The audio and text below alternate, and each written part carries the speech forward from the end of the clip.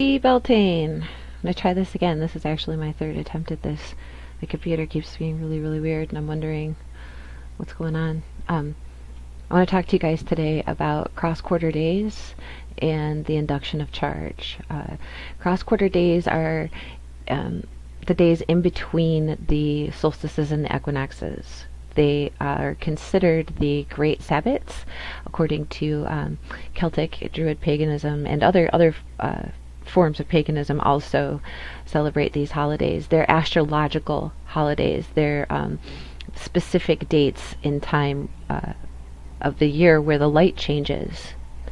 All of the holidays are about the amount of light, the amount of energy coming in. And on the winter solstice, it's like the least amount of light coming into the northern hemisphere, the least amount of time, and the angle is giving us just the least direct radiation, right? But then in the summer solstice in June on the northern hemisphere, we've got the highest peak of the sun, and it covers the greatest amount of area of the sphere, the northern hemisphere.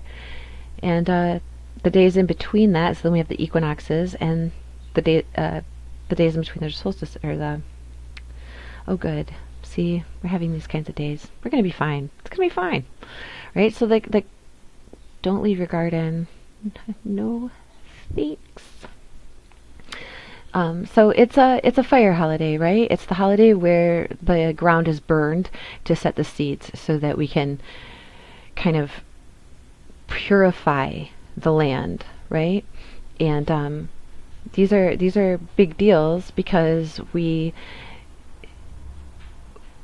the light actually changes. Not just that, but when we think about a 90-degree angle and the amount of charge induced in, say, electric circuits or sine wave functions, that 90-degree angle is a really big deal, and the 45-degree angle is also a big deal. We could talk about, here's this 30-degree angle gives us this charge, 60 degrees gives us this charge. When we get up to 90 degrees, you get the highest amount, right? And 270 would be the lowest amount. So when it's what's coming in and what's going out, and the amount of that determined by the angle between the rotating tube, I guess is the best way to say this, and its relation to its own rotation. So in astrology, let's go here and see if we can find some of these. Oh, there's the Om.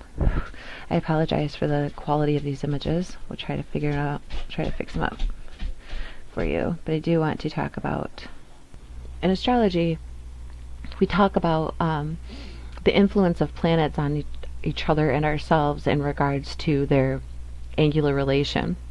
So is something squared, is something trined, is something sextile, and something conjunct. And how do those angular geometries affect the bodies themselves, including our own. So each area of the wheel has a certain designation for its personality, right? The type of energy that it induces, releases, it influences us by. And that could be seen mathematically as a charge. Like how much is this charge here affecting us? Which one were we? In the wheel during that time of year. And then how much is the space weather affecting us? How much energy is coming into the atmospheres? How much is being let in? In the Druidic eightfold wheel of the year, there's gates. Hold on a second. That's not the one. We have gates. The solstices are called the gates. Would be great if I was organized. What? Wouldn't you love it? Here we go. So here we go. The twofold pattern is primarily the currents, right? Now this is Druidry, but it's going to sound a lot like solar science, like geophysical understanding, because that's exactly what it is. So when we talk about the twofold pattern, which you could consider the sine wave function, right, the up and down, you've got like the electric plane field and the magnetic field, and how they're behaving and interacting with one another. Well, that's your twofold pattern, your solar and your telluric currents, the currents from the earth and the currents from the sun. The triad system, it spins apart and they start to dance with the other systems, right? They start to interact. The solar and the telluric start to behave a little bit different, because there's an amount of triangulation between the three things: the solar, the telluric, and the lunar. The lunar is more like a reflection of the both, so it kind of mixes those two things. So you've got one thing that's the solar and one thing that's the telluric, and then when you reflect them off of the moon, the lunar currents become the mixture of the solar and the telluric, okay?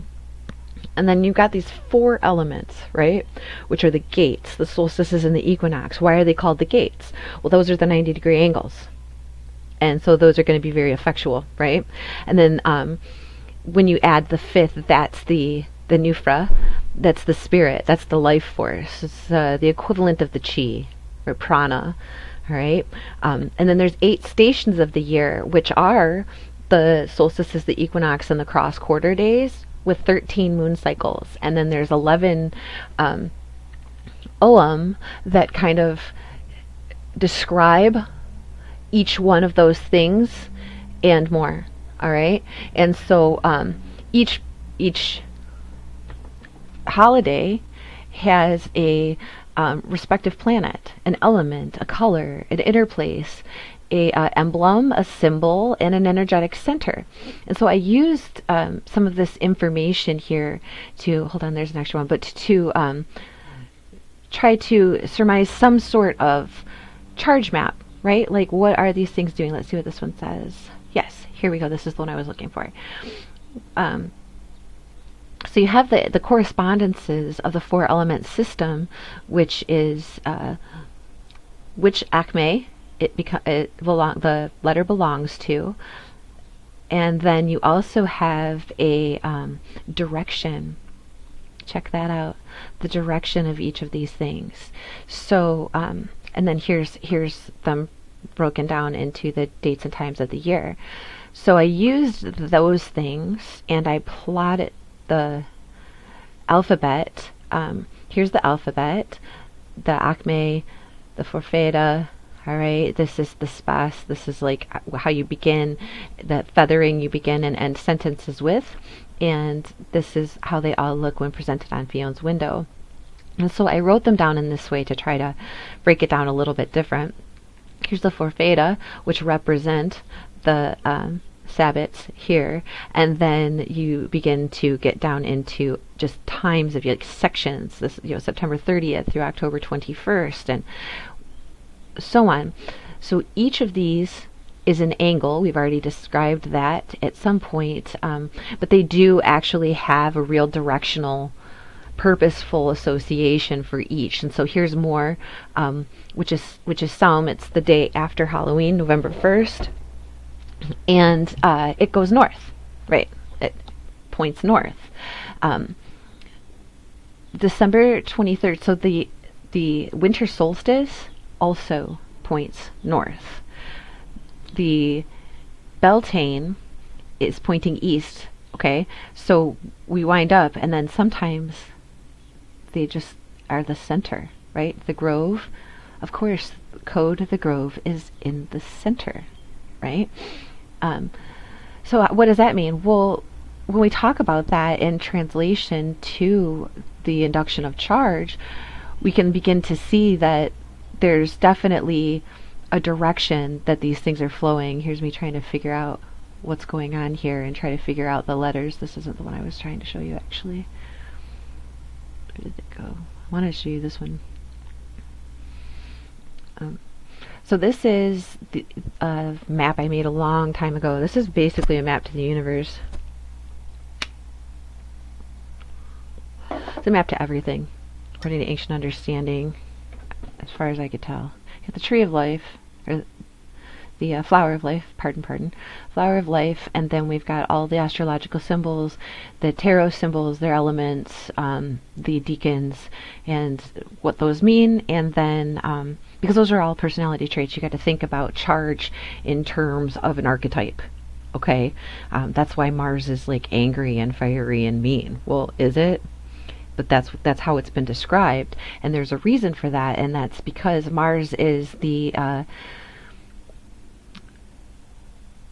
planet that rules Aries, and Aries is the beginning of this equinox, the beginning of the astrological year. It's the spark, the first fire sign. It's what gets things moving, right? And it has to kind of like destroy things a little bit. You have to destroy the soil, has to be ripped up in order for flowers to come out of it. You know what I mean? So it's the same kind of thing when we come around to Beltane, we set the ground on fire to purify it. And it's a fertility holiday to celebrate life coming in, right? Life is coming in at this angle for this time of year.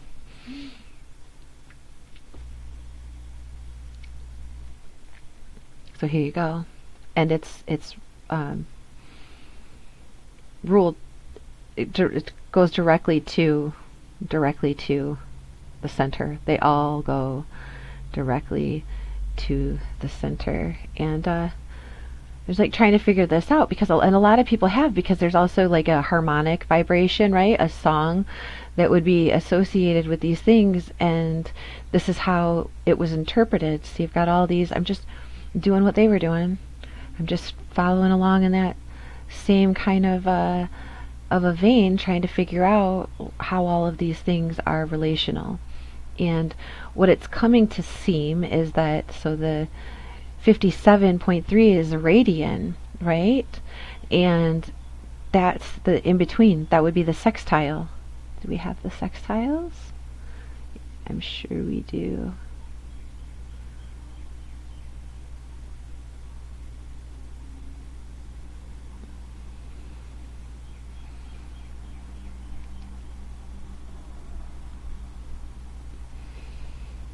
Here we go. So these are the amount of charge, basically. You square a challenge. You are all the way at the top.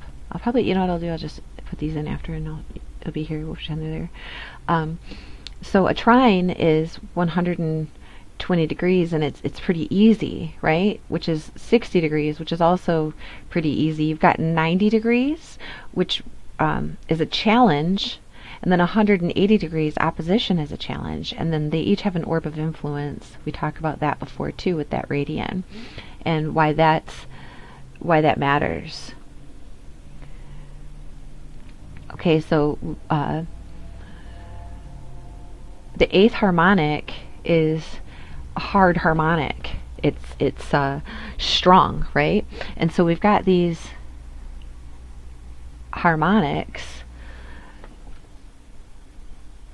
joins planets, right? 0 to 5 degrees joins the planets, a strong aspect. The energies are combined and it's dominant, right? And then when it's 90 degrees, it links the modals. It motivates action, but it causes stress of the mind and pressure to do, right? It's an internal challenge. It's the catalyst to act. All right, we talk about this 90-degree switch, and that's what it is. It's that cross-quarter day, those 90 degrees, because then when we get back down to the 80 degrees, right, it's the conflict of energies. It's like pulling on both sides, right? Integration, regained, and balance, opposite, contrary, contradiction, right? So here's 0 to 180 degrees, and you've got a lot of pushing and influence happening by those angles. All right, but then once you get outside of that, you're like 120 degrees, right? You get this trine, it links the elements, and there's free flow with no friction. It's allowing that energy to move. There's less resistance with 120 degrees. So if you think about like 90 degrees, lots of resistance. 120 degrees, not so much. 60 degrees, not so much resistance. It's 2 signs apart, right? So it's analogous, like 1, 2, 3. And it's supportive. It's supportive. And it looks just like code.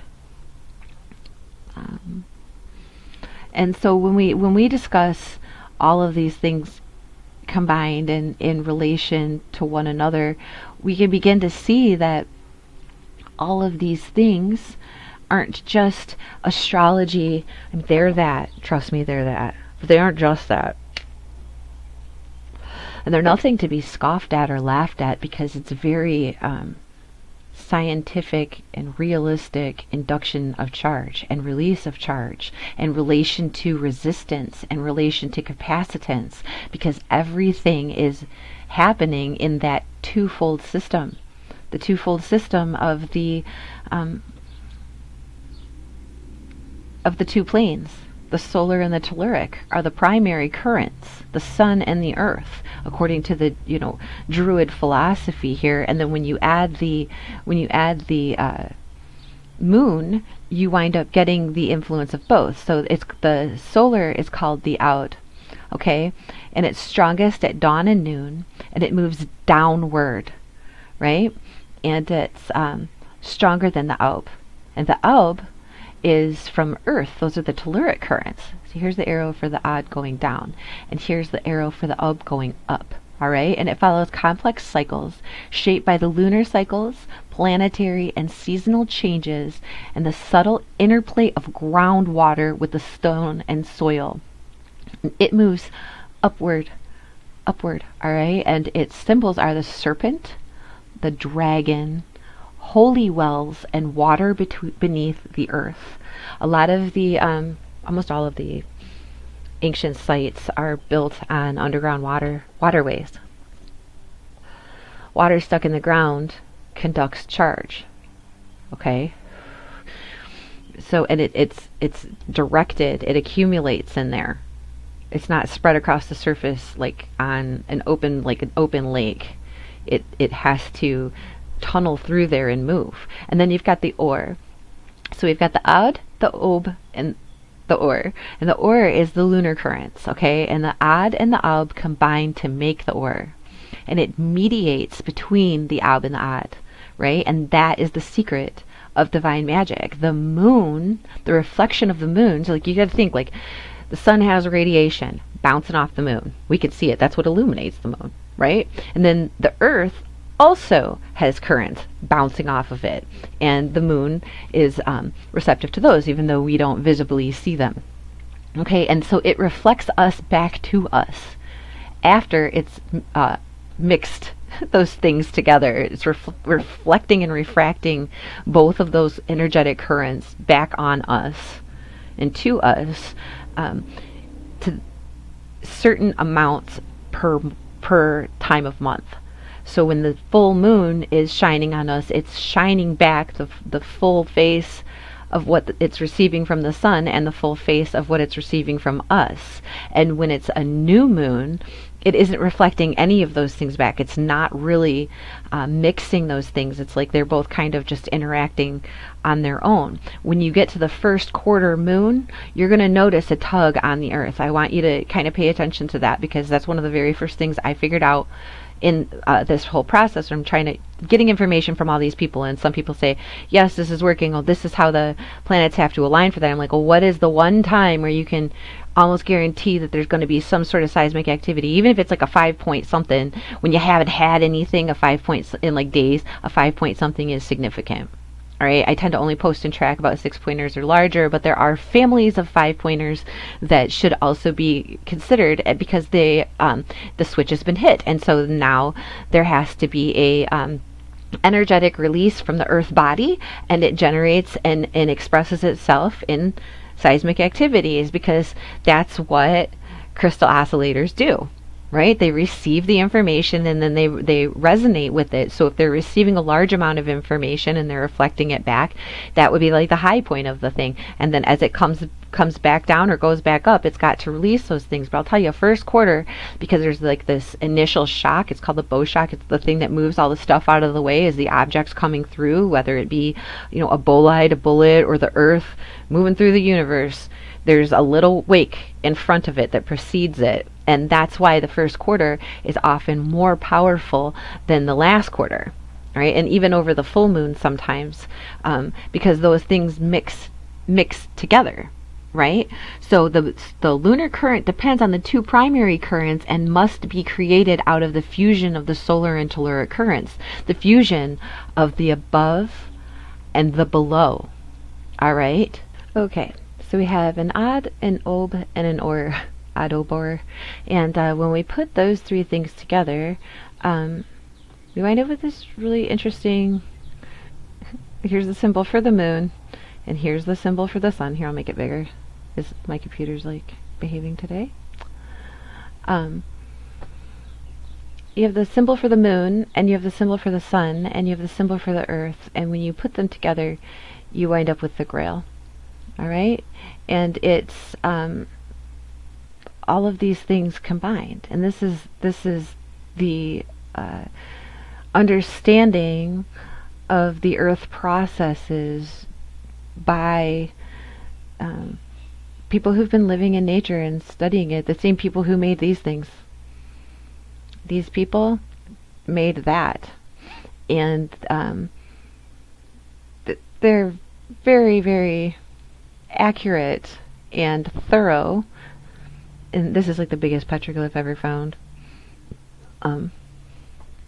Because when we look at how these things start to behave together and we actually set down our phones for a minute and we start looking at the world that's surrounding us, we can begin to see that this looks an awful lot like those pictures I was just showing you. It's 6 of one, literally 6 of one and a half dozen of the other. It's definitely a charge induction. It's definitely how these things behave and what they're doing. Oh, good. So here we go.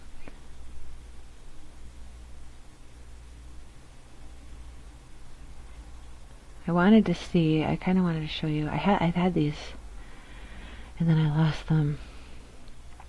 So I put these together. I wanted to see how the sine wave functioned over these images, and it turned out pretty interesting. I had to flip it backwards because we put east at one side, and it's actually the way that this works is actually, like, I won't say backwards to it, but kind of. And you can clearly see that these two diagrams describe one another nicely. It's I'm not even sure how to argue it. Like, you gotta like argue the thing while you're doing the thing so that you can find the holes in it. Like, maybe I'm just making this up, but I really don't think that I am. So I started really messing with them a while back. Here we go. So yeah, pressure valves. They're like pressure valves. We started making these little tube shapes out of the flower of life, and then realizing that they're actually these little inducers. They're inducing charge, and the way that they're behaving with each other. So you got the red ones that are shaped like this. Just ignore this is called a gesture drawing. People think artists can't draw, but we're just trying to get the thing on there real fast, so we're not really worried about that part. So the red ones are shaped like this, and then the blue ones connect those, and then the purple ones are little spinners, and they spin. They work all there inside of each other, and they behave themselves in this weird way, and they wind up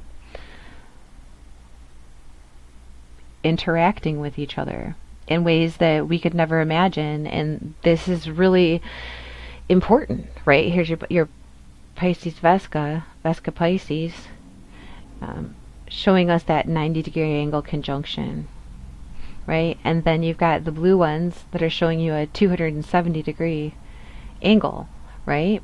How is this? 0, 60, 120, 180, 270. You got it coming straight down through, and they spin.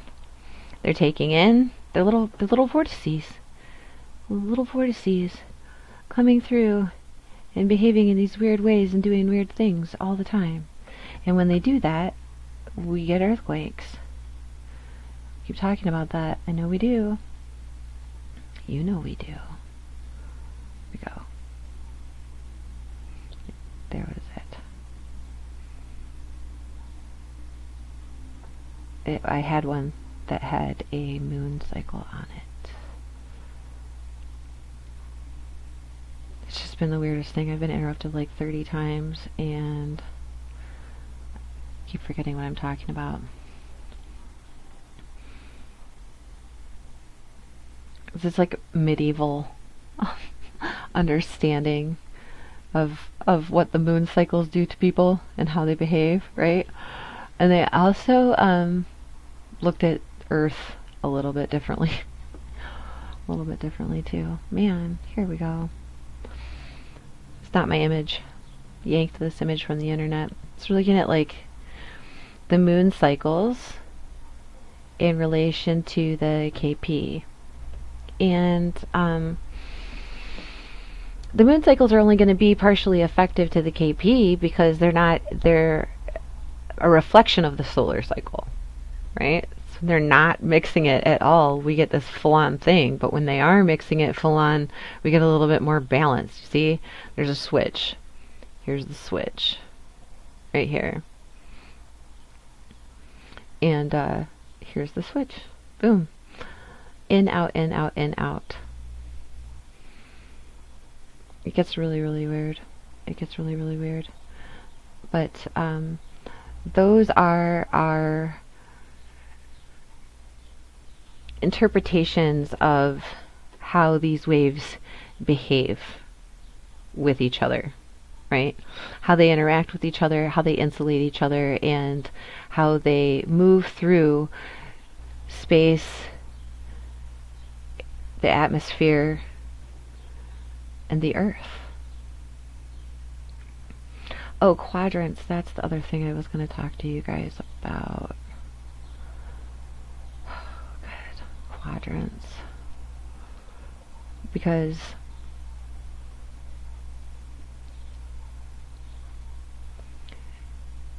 we are also divided, the earth is divided into quadrants. And we are talking about the, here we go, potential is a scalar quantity, so adding due to its individual element will get us the total potential at its center of gravity at the earth.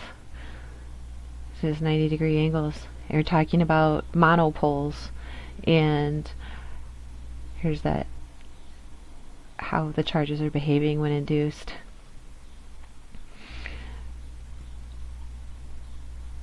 We're 4 sections: Northern Hemisphere, Southern Hemisphere, Eastern Hemisphere, Western Hemisphere. So when you divide the Earth into 4 and you begin to look at it as magnetic monopoles, you begin to get these like independent behaviors that are acting as one, and they're going to interact differently according to the one next to them. Here we go. Oh my goodness, thank you so much for your patience with me on this.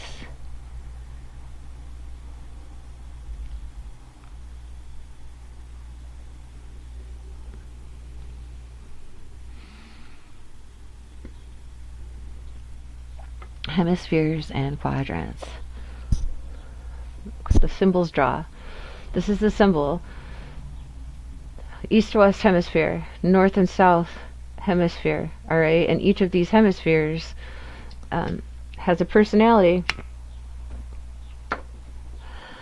And when they begin to behave and act together, you wind up with this symbol right here, which is the symbol for Earth. A circle with a plus sign in the center of it. Okay?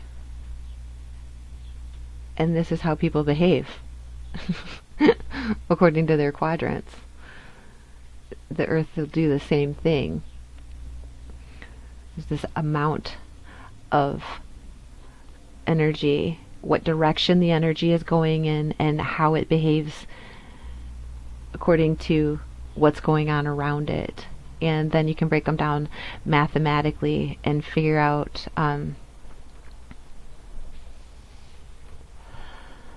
their behaviors accordingly. It's just kind of weird. Just kind of weird. And those are the houses that they live in. It's like what happens in each house. But that's a 12-house system, and so that's a little bit different than the 8-house system, which so you have a 2-house, the 2 quarters, and the quadrant, or 2 hemispheres, and then you have the 4 quadrants, right? And then you have the 8-fold wheel, and then you have the 12-fold wheel. So there's many ways to break it down, especially considering you start with B2. And that's probably where we're going to end today, to review this and make sure it makes any sense whatsoever.